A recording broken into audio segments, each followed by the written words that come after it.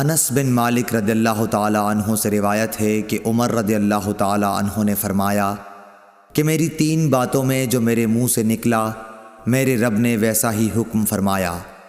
میں نے کہا تھا کہ یا رسول اللہ صلی اللہ علیہ وسلم، اگر ہم مقام ابراہیم کو نماز پڑھنے کی جگہ بنا سکتے تو اچھا ہوتا۔ اس پر یہ آیت نازل ہوئی، اور تم مقام ابراہیم کو نماز پڑھنے کی جگہ بنا لو۔ دوسری آیت پردے کے بارے میں ہے۔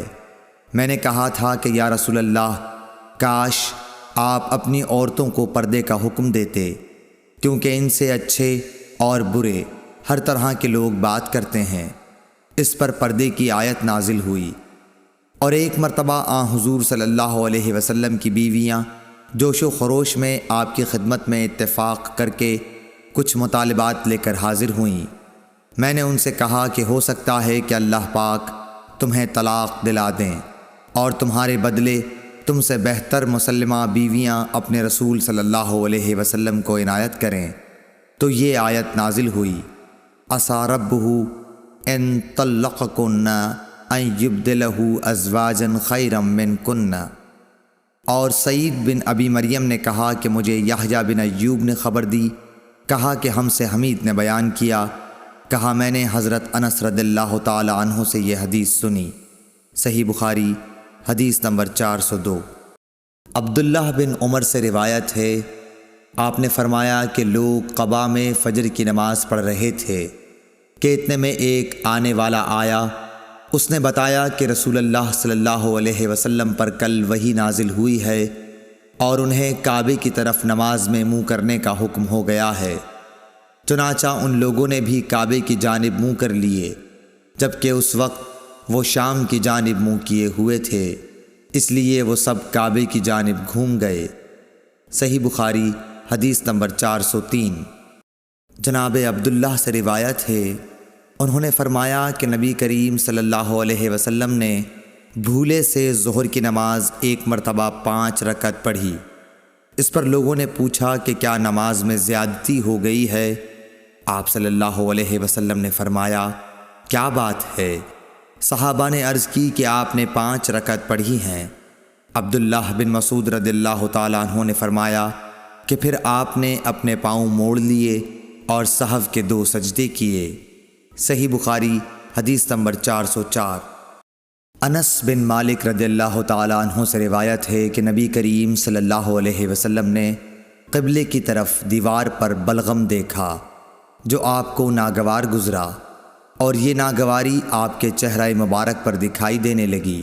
پھر آپ اٹھے اور خود اپنے ہاتھ سے کھرچ ڈالا اور فرمایا کہ جب کوئی شخص نماز کے لیے کھڑا ہوتا ہے تو گویا وہ اپنے رب کے ساتھ سرگوشی کرتا ہے، یا یوں فرمایا کہ اس کا رب اس کے اور قبلے کے درمیان ہوتا ہے، اس لیے کوئی شخص نماز میں اپنے قبلے کی طرف نہ تھوکے، البتہ بائیں طرف یا اپنے قدموں کے نیچے تھوک سکتا ہے۔ پھر آپ نے اپنی چادر کا کنارہ لیا، اس پر تھوکا، پھر اس کو الٹ پلٹ کیا اور فرمایا، یا اس طرح کر لیا کرو۔ صحیح بخاری حدیث نمبر 405۔ عبداللہ بن عمر رضی اللہ تعالیٰ عنہ سے روایت ہے کہ رسول اللہ صلی اللہ علیہ وسلم نے قبلے کی دیوار پر تھوک دیکھا۔ آپ صلی اللہ علیہ وسلم نے اسے کھرچ ڈالا۔ پھر آپ نے لوگوں سے خطاب کیا اور فرمایا کہ جب کوئی شخص نماز میں ہو تو اپنے منہ کے سامنے نہ تھوکے، کیونکہ نماز میں منہ کے سامنے اللہ عز و جل ہوتا ہے۔ صحیح بخاری حدیث نمبر 406۔ حضرت عائشہ ام المومنین رضی اللہ تعالی عنہا سے روایت ہے کہ رسول اللہ صلی اللہ علیہ وسلم نے قبلے کی دیوار پر رینٹ یا تھوک یا بلغم دیکھا تو اسے آپ نے کھرچ ڈالا۔ صحیح بخاری حدیث نمبر 407۔ انس بن مالک رضی اللہ تعالی عنہ سے روایت ہے کہ نبی کریم صلی اللہ علیہ وسلم نے فرمایا، تم اپنے سامنے یا اپنی دائیں طرف نہ تھوکا کرو، البتہ بائیں طرف یا بائیں قدم کے نیچے تھوک سکتے ہو۔ صحیح بخاری حدیث نمبر 412۔ انس بن مالک رضی اللہ تعالی عنہ سے روایت ہے کہ نبی کریم صلی اللہ علیہ وسلم نے فرمایا، مومن جب نماز میں ہوتا ہے تو وہ اپنے رب سے سرگوشی کرتا ہے، اس لیے وہ اپنے سامنے یا دائیں طرف نہ تھوکے، ہاں بائیں طرف یا پاؤں کے نیچے تھوک لے۔ صحیح بخاری حدیث نمبر 413۔ ابو سعید خدری سے روایت ہے کہ نبی کریم صلی اللہ علیہ وسلم نے مسجد کے قبلے کی دیوار پر بلغم دیکھا تو آپ نے اسے کنکری سے کھرچ ڈالا، پھر فرمایا کہ کوئی شخص سامنے یا دائیں طرف نہ تھوکے، البتہ بائیں طرف یا بائیں پاؤں کے نیچے تھوک لینا چاہیے۔ دوسری روایت میں ظاہری سے یوں ہے کہ انہوں نے حمید بن عبد الرحمن سے ابو سعید خدری کے واسطے سے اسی طرح یہ حدیث سنی۔ صحیح بخاری حدیث نمبر 414۔ انس بن مالک رضی اللہ تعالی عنہ سے روایت ہے کہ نبی کریم صلی اللہ علیہ وسلم نے فرمایا کہ مسجد میں تھوکنا گناہ ہے اور اس کا کفارہ اسے زمین میں چھپا دینا ہے۔ صحیح بخاری حدیث نمبر 415۔ حضرت ابو ہریرہ رضی اللہ تعالی عنہ سے روایت ہے، وہ نبی کریم صلی اللہ علیہ وسلم سے نقل کرتے ہیں کہ آپ نے فرمایا، جب کوئی شخص نماز کے لیے کھڑا ہو تو سامنے نہ تھوکے، کیونکہ وہ جب تک اپنی نماز کی جگہ میں ہوتا ہے تو اللہ تعالیٰ سے سرگوشی کرتا رہتا ہے، اور دائیں طرف بھی نہ تھوکے کیونکہ اس طرف فرشتہ ہوتا ہے، ہاں بائیں طرف یا قدم کے نیچے تھوک لے اور اسے مٹی میں چھپا دے۔ صحیح بخاری حدیث نمبر 416۔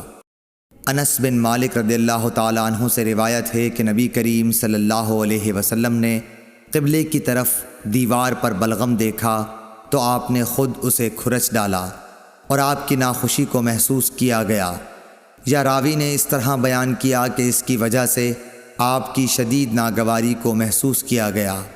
پھر آپ نے فرمایا کہ جب کوئی شخص نماز کے لیے کھڑا ہوتا ہے تو وہ اپنے رب سے سرگوشی کرتا ہے، یا یہ کہ اس کا رب اس کے اور قبلے کے درمیان ہوتا ہے، اس لیے قبلے کی طرف نہ تھوکا کرو، البتہ بائیں طرف یا قدم کے نیچے تھوک لیا کرو۔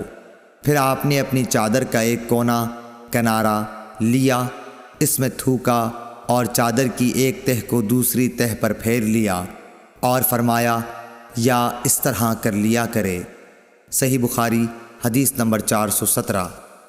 حضرت ابو ہریرہ رضی اللہ تعالی عنہ سے روایت ہے کہ رسول اللہ صلی اللہ علیہ وسلم نے فرمایا، کیا تمہارا یہ خیال ہے کہ میرا منہ نماز میں قبلے کی طرف ہے؟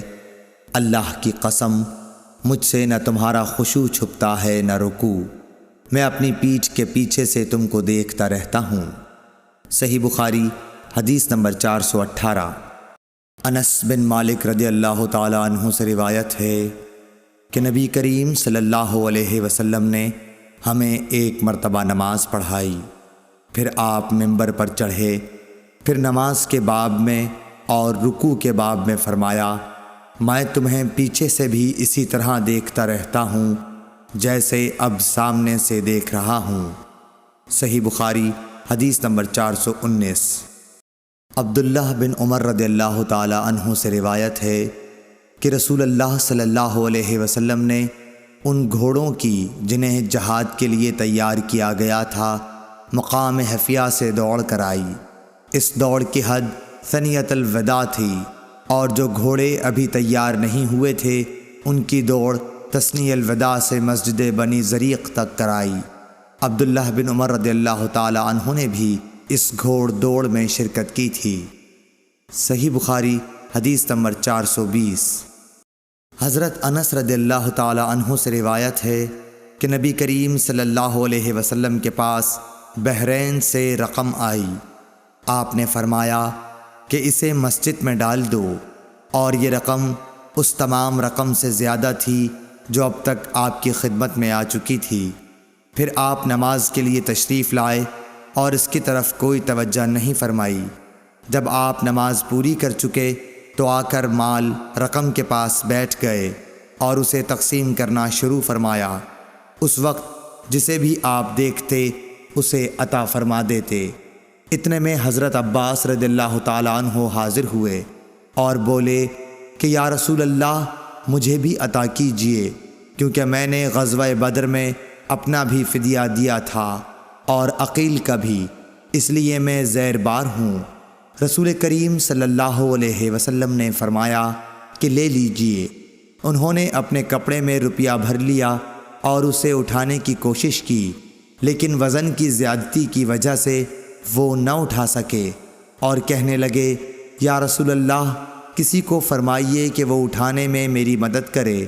آپ نے فرمایا، نہیں، یہ نہیں ہو سکتا۔ انہوں نے کہا کہ پھر آپ ہی اٹھوا دیجئے۔ آپ نے اس پر بھی انکار کیا۔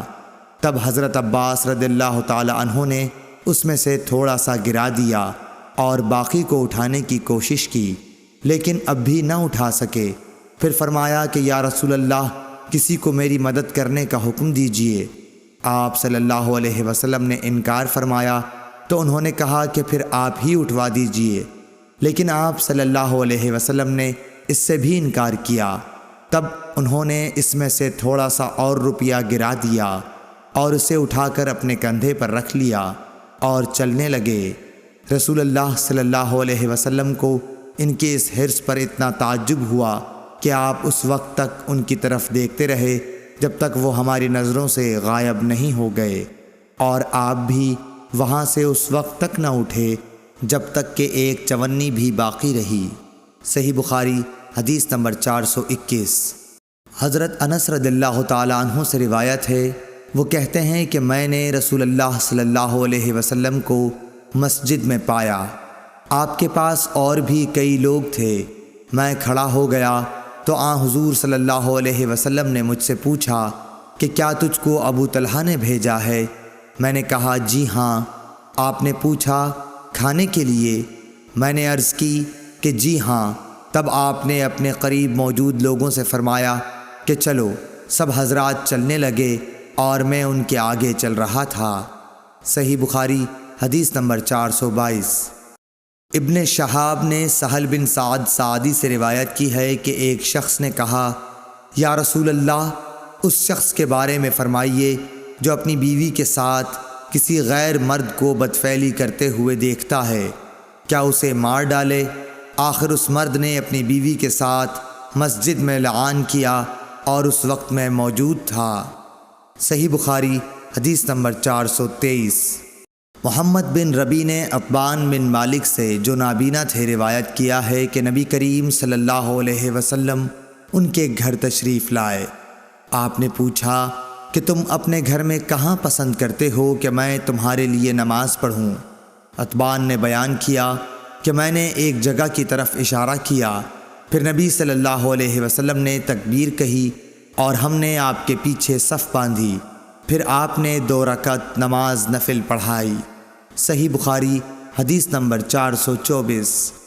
محمد بن ربی انصاری سے روایت ہے کہ عتبان بن مالک انصاری رضی اللہ تعالی عنہ رسول اللہ صلی اللہ علیہ وسلم کے صحابی اور غزوہ بدر کے حاضر ہونے والوں میں سے تھے۔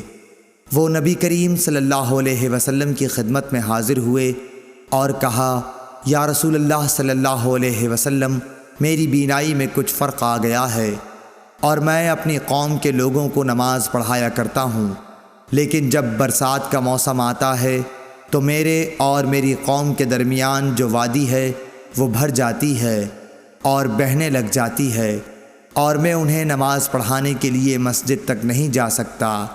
یا رسول اللہ، میری خواہش ہے کہ آپ میرے گھر تشریف لائیں اور کسی جگہ نماز پڑھ دیں تاکہ میں اسے نماز پڑھنے کی جگہ بنا لوں۔ راوی نے کہا کہ رسول اللہ صلی اللہ علیہ وسلم نے عتبان سے فرمایا، انشاءاللہ تعالی میں تمہاری اس خواہش کو پورا کروں گا۔ عتبان نے کہا کہ دوسرے دن رسول اللہ صلی اللہ علیہ وسلم اور ابو بکر صدیق رضی اللہ تعالی عنہ جب دن چڑھا تو دونوں تشریف لے آئے اور رسول اللہ صلی اللہ علیہ وسلم نے اندر آنے کی اجازت چاہی۔ میں نے اجازت دے دی۔ جب آپ گھر میں تشریف لائے تو بیٹھے بھی نہیں اور پوچھا کہ تم اپنے گھر کے کس حصے میں مجھ سے نماز پڑھنے کی خواہش رکھتے ہو؟ عتبان نے کہا کہ میں نے گھر میں ایک کونے کی طرف اشارہ کیا تو رسول اللہ صلی اللہ علیہ وسلم اس جگہ کھڑے ہوئے اور تکبیر کہی، ہم بھی آپ کے پیچھے کھڑے ہو گئے اور صف باندھی۔ پس آپ نے 2 رکعت نفل نماز پڑھائی، پھر سلام پھیرا، اتبان نے کہا کہ ہم نے آپ کو تھوڑی دیر کے لیے روکا اور آپ کی خدمت میں حلیم پیش کیا جو آپ ہی کے لیے تیار کیا گیا تھا۔ اتبان نے کہا کہ محلے والوں کا ایک مجمع گھر میں لگ گیا اور مجمع میں سے ایک شخص بولا کہ مالک بن دخشن، یا یہ کہا ابن دخشن دکھائی نہیں دیتا۔ اس پر کسی دوسرے نے کہہ دیا کہ وہ تو منافق ہے جسے خدا اور رسول سے کوئی محبت نہیں۔ رسول اللہ صلی اللہ علیہ وسلم نے یہ سن کر فرمایا، ایسا مت کہو، کیا تم دیکھتے نہیں کہ اس نے لا الہ الا اللہ کہا ہے اور اس سے مقصود خالص خدا کی رضامندی حاصل کرنا ہے؟ تب منافقت کا الزام لگانے والا بولا کہ اللہ اور اس کے رسول کو زیادہ علم ہے، ہم تو بظاہر اس کی توجیہات اور دوستی منافقوں ہی کے ساتھ دیکھتے ہیں۔ رسول اللہ صلی اللہ علیہ وسلم نے فرمایا کہ اللہ تعالیٰ نے لا الہ الا اللہ کہنے والے پر اگر اس کا مقصد خالص خدا کی رضا حاصل کرنا ہو دوزخ کی آگ حرام کر دی ہے۔ ابن شہاب نے کہا کہ پھر میں نے محمود سے سن کر حسین بن محمد انصاری سے جو بنو سالم کے شریف لوگوں میں سے ہیں اس حدیث کے متعلق پوچھا تو انہوں نے اس کی تصدیق کی اور کہا کہ محمود سچا ہے۔ صحیح بخاری حدیث نمبر 425۔ حضرت عائشہ صدیقہ رضی اللہ تعالی عنہا سے روایت ہے، آپ فرماتی ہیں کہ رسول اللہ صلی اللہ علیہ وسلم اپنے تمام کاموں میں جہاں تک ممکن ہوتا دائیں طرف سے شروع کرنے کو پسند فرماتے تھے، طہارت کے وقت بھی، کنگھا کرنے اور جوتا پہننے میں بھی۔ صحیح بخاری حدیث نمبر 426۔ ہم سے محمد بن مسنہ نے بیان کیا، کہا ہم سے یحییٰ بن سعید قطان نے ہشام بن عروہ کے واسطے سے بیان کیا، کہا کہ مجھے میرے باپ نے حضرت عائشہ رضی اللہ تعالی عنہا سے یہ خبر پہنچائی کہ ام حبیبہ اور ام سلمہ دونوں نے ایک کلیسا کا ذکر کیا جسے انہوں نے حبشہ میں دیکھا تھا، اس میں مورتیں، تصویریں تھیں۔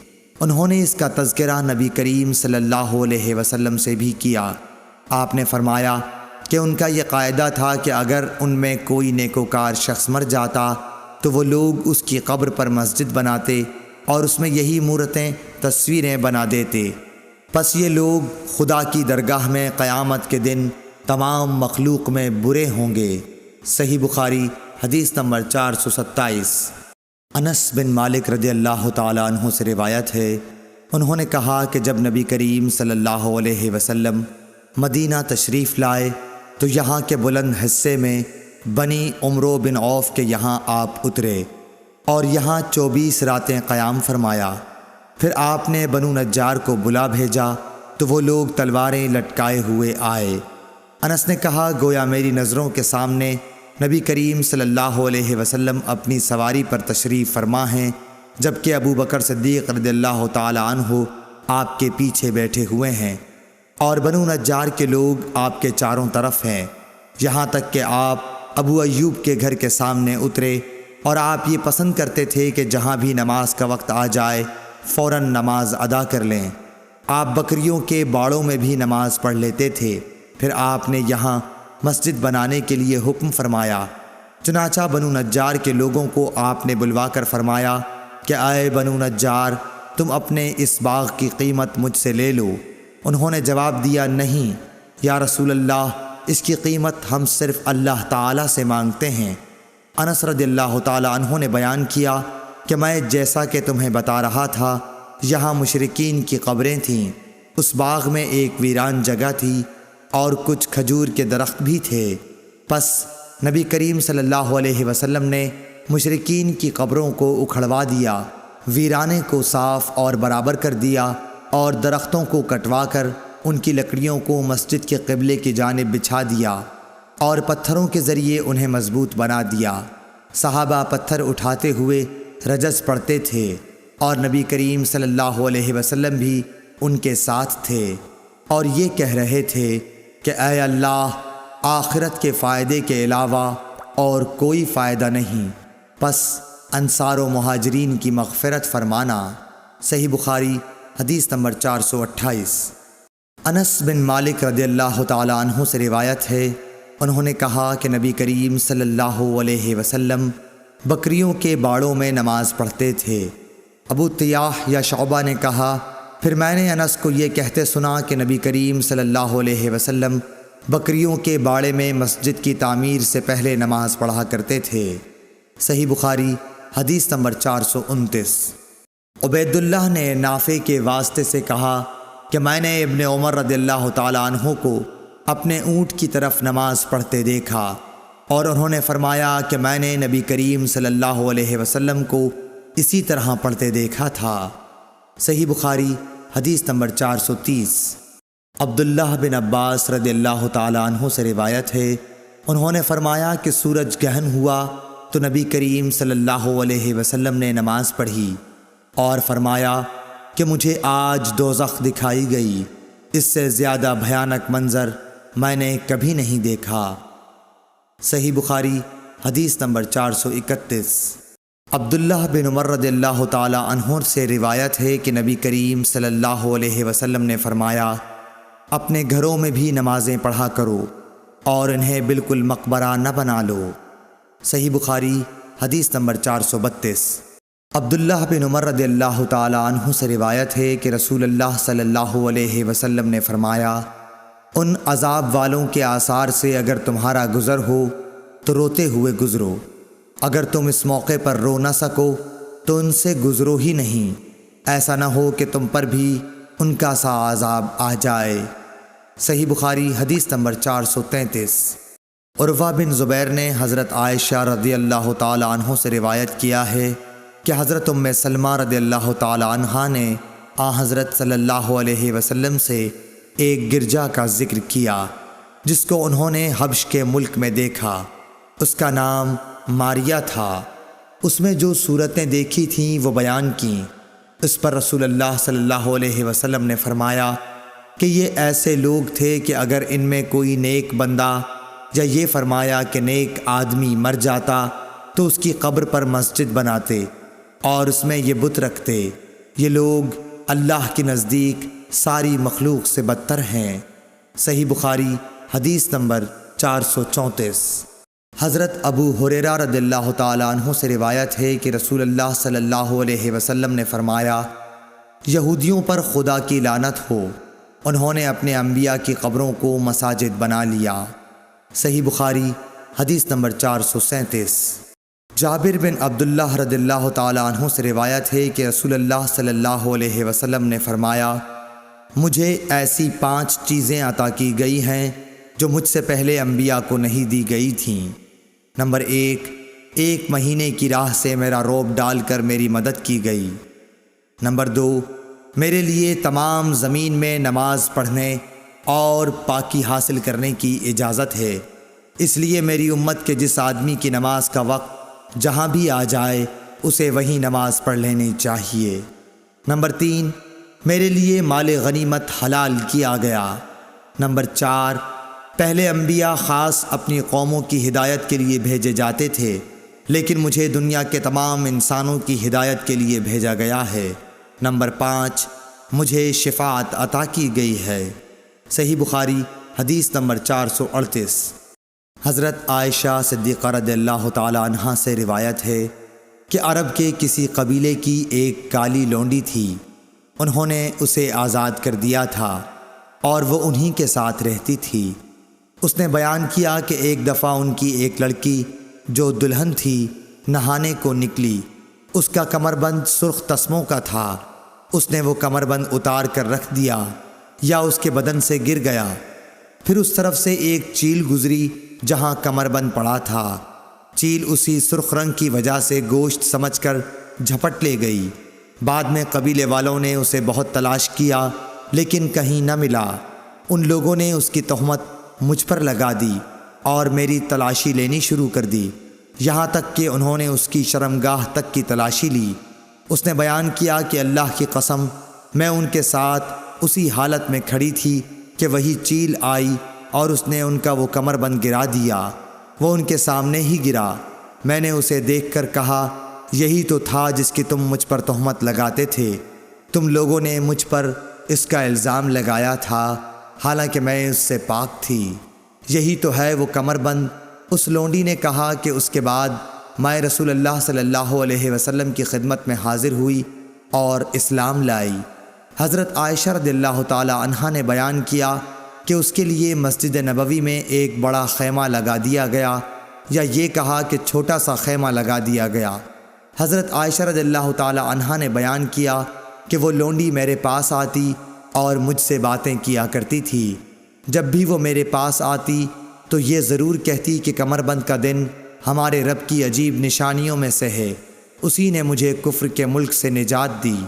حضرت عائشہ رضی اللہ تعالی عنہا بیان فرماتی ہیں کہ میں نے اس سے کہا آخر بات کیا ہے؟ جب بھی تم میرے پاس بیٹھتی ہو تو یہ بات ضرور کہتی ہو۔ آپ نے بیان کیا کہ پھر اس نے مجھے یہ قصہ سنایا۔ صحیح بخاری حدیث نمبر 439۔ عبید اللہ بن عمر نے بیان کیا کہ مجھ کو نافع نے بیان کیا کہ مجھے عبداللہ بن عمر رضی اللہ تعالی عنہ نے خبر دی کہ وہ اپنی نوجوانی میں جب ان کے بیوی بچے نہیں تھے، نبی کریم صلی اللہ علیہ وسلم کی مسجد میں سویا کرتے تھے۔ صحیح بخاری حدیث نمبر 440۔ سہل بن سعد رضی اللہ تعالیٰ عنہ سے روایت ہے کہ رسول اللہ صلی اللہ علیہ وسلم حضرت فاطمہ رضی اللہ تعالیٰ عنہ کے گھر تشریف لائے۔ دیکھا کہ حضرت علی رضی اللہ تعالیٰ عنہ گھر میں موجود نہیں ہیں۔ آپ نے دریافت فرمایا کہ تمہارے چچا کے بیٹے کہاں ہیں؟ انہوں نے بتایا کہ میرے اور ان کے درمیان کچھ ناگواری پیش آ گئی اور وہ مجھ پر خفا ہو کر کہیں باہر چلے گئے ہیں اور میرے یہاں قیلولہ بھی نہیں کیا ہے۔ اس کے بعد رسول اللہ صلی اللہ علیہ وسلم نے ایک شخص سے کہا کہ علی رضی اللہ تعالیٰ عنہ کو تلاش کرو کہ وہ کہاں ہیں۔ وہ آئے اور بتایا کہ مسجد میں سوئے ہوئے ہیں۔ پھر نبی کریم صلی اللہ علیہ وسلم تشریف لائے۔ حضرت علی رضی اللہ تعالیٰ عنہ لیٹے ہوئے تھے۔ چادر آپ کے پہلو سے گر گئی تھی اور جسم پر مٹی لگ گئی تھی۔ رسول اللہ صلی اللہ علیہ وسلم جسم سے دھول جھاڑ رہے تھے اور فرما رہے تھے اٹھو ابو تراب اٹھو۔ صحیح بخاری حدیث نمبر 441۔ ابو حازم نے ابو ہریرہ رضی اللہ تعالیٰ عنہ سے روایت کیا ہے کہ آپ نے فرمایا کہ میں نے 70 اصحاب صفہ کو دیکھا کہ ان میں کوئی ایسا نہ تھا جس کے پاس چادر ہو، فقط تہبند ہوتا یا رات کو اوڑھنے کا کپڑا جنہیں یہ لوگ اپنی گردنوں سے باندھ لیتے۔ یہ کپڑے کسی کے آدھی پنڈلی تک آتے اور کسی کے ٹخنوں تک۔ یہ حضرات ان کپڑوں کو اس خیال سے کہ کہیں شرمگاہ نہ کھل جائے اپنے ہاتھوں سے سمیٹتے رہتے تھے۔ صحیح بخاری حدیث نمبر 442۔ جابر بن عبداللہ رضی اللہ تعالیٰ عنہ سے روایت ہے، وہ کہتے ہیں کہ میں نبی کریم صلی اللہ علیہ وسلم کی خدمت میں حاضر ہوا۔ آپ اس وقت مسجد میں تشریف فرما تھے۔ مصر نے کہا میرا خیال ہے کہ محارب نے چاشت کا وقت بتایا تھا۔ حضور اکرم صلی اللہ علیہ وسلم نے فرمایا کہ پہلے 2 رکعت نماز پڑھ، اور میرا آن حضرت صلی اللہ علیہ وسلم پر کچھ قرض تھا جسے آپ نے ادا کیا اور زیادہ ہی دیا۔ صحیح بخاری حدیث نمبر 443۔ ابو قتادہ سلمی رضی اللہ تعالی عنہ سے روایت ہے کہ رسول اللہ صلی اللہ علیہ وسلم نے فرمایا جب تم میں سے کوئی شخص مسجد میں داخل ہو تو بیٹھنے سے پہلے 2 رکعت نماز پڑھ لے۔ صحیح بخاری حدیث نمبر 444۔ ابو ہریرہ رضی اللہ تعالی عنہ سے روایت ہے کہ رسول اللہ صلی اللہ علیہ وسلم نے فرمایا جب تک تم اپنے مصلی پر جہاں تم نے نماز پڑھی تھی بیٹھے رہو اور ریاح خارج نہ کرو تو ملائکہ تم پر برابر درود بھیجتے رہتے ہیں، کہتے ہیں اے اللہ اس کی مغفرت کیجئے، اے اللہ اس پر رحم کیجئے۔ صحیح بخاری حدیث نمبر 445۔ عبداللہ بن عمر رضی اللہ تعالی عنہ سے روایت ہے کہ نبی کریم صلی اللہ علیہ وسلم کے زمانے میں مسجد نبوی کچی اینٹوں سے بنائی گئی تھی۔ اس کی چھت کھجور کی شاخوں کی تھی اور ستون اس کی کڑیوں کے۔ حضرت ابو بکر صدیق رضی اللہ تعالی عنہ نے اس میں کسی قسم کی زیادتی نہیں کی، البتہ حضرت عمر رضی اللہ تعالی عنہ نے اسے بڑھایا اور اس کی تعمیر رسول اللہ صلی اللہ علیہ وسلم کی بنائی ہوئی بنیادوں کے مطابق کچی اینٹوں اور کھجور کی شاخوں سے کی، اور اس کے ستون بھی کڑیوں ہی کے رکھے۔ پھر حضرت عثمان غنی رضی اللہ تعالیٰ عنہ نے اس کی عمارت کو بدل دیا اور اس میں بہت سی زیادتی کی۔ اس کی دیواریں منقش پتھروں اور گچ سے بنائیں، اس کے ستون بھی منقش پتھروں سے بنوائے اور چھت ساگوان سے بنائی۔ صحیح بخاری حدیث نمبر 446۔ اکرمہ سے روایت ہے، انہوں نے بیان کیا کہ مجھ سے اور اپنے صاحبزادے علی سے ابن عباس رضی اللہ تعالیٰ عنہ نے کہا کہ ابو سعید خدری کی خدمت میں جاؤ اور ان کی احادیث سنو۔ ہم گئے، دیکھا کہ ابو سعید رضی اللہ تعالیٰ عنہ اپنے باغ کو درست کر رہے تھے۔ ہم کو دیکھ کر آپ نے اپنی چادر سنبھالی اور گوٹ مار کر بیٹھ گئے، پھر ہم سے حدیث بیان کرنے لگے۔ جب مسجد نبوی کے بنانے کا ذکر آیا تو آپ نے بتایا کہ ہم تو مسجد کے بنانے میں حصہ لیتے وقت ایک ایک اینٹ اٹھاتے، لیکن عمار 2 اینٹیں اٹھا رہے تھے۔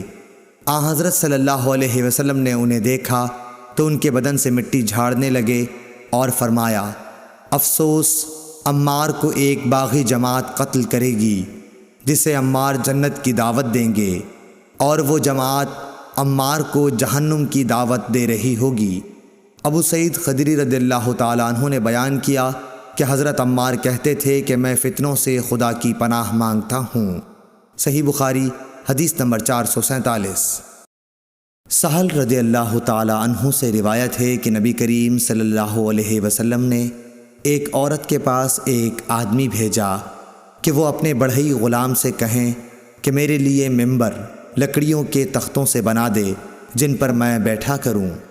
صحیح بخاری حدیث نمبر 448۔ جابر بن عبداللہ رضی اللہ تعالیٰ عنہ سے روایت ہے کہ ایک عورت نے کہا، یا رسول اللہ صلی اللہ علیہ وسلم، کیا میں آپ کے لیے کوئی ایسی چیز نہ بنا دوں جس پر آپ بیٹھا کریں؟ میرا ایک بڑھئی غلام بھی ہے۔ آپ نے فرمایا، اگر تو چاہے تو اس نے ممبر بنوا دیا۔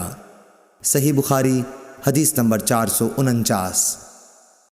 عبید اللہ بن اسود خولانی نے حضرت عثمان بن عفان رضی اللہ تعالیٰ عنہ سے روایت کیا ہے کہ مسجد نبوی کی تعمیر کے متعلق لوگوں کی باتوں کو سن کر آپ نے فرمایا کہ تم لوگوں نے بہت زیادہ باتیں کی ہیں، حالانکہ میں نے نبی اکرم صلی اللہ علیہ وسلم سے سنا ہے کہ جس نے مسجد بنائی، بکیر راوی نے کہا، میرا خیال ہے کہ آپ نے یہ بھی فرمایا کہ اس سے مقصود اللہ تعالیٰ کی رضا ہو تو اللہ تعالیٰ ایسا ہی ایک مکان جنت میں اس کے لیے بنائے گا۔ صحیح بخاری حدیث نمبر 450۔ سفیان بن عینہ نے کہا کہ میں نے عمرو بن دینار سے پوچھا، کیا تم نے جابر بن عبداللہ سے یہ حدیث سنی ہے کہ ایک شخص مسجد نبوی میں آیا اور وہ تیر لیے ہوئے تھا؟ رسول اللہ صلی اللہ علیہ وسلم نے اس سے فرمایا کہ ان کی نوکیں تھامے رکھو۔ صحیح بخاری حدیث نمبر 451۔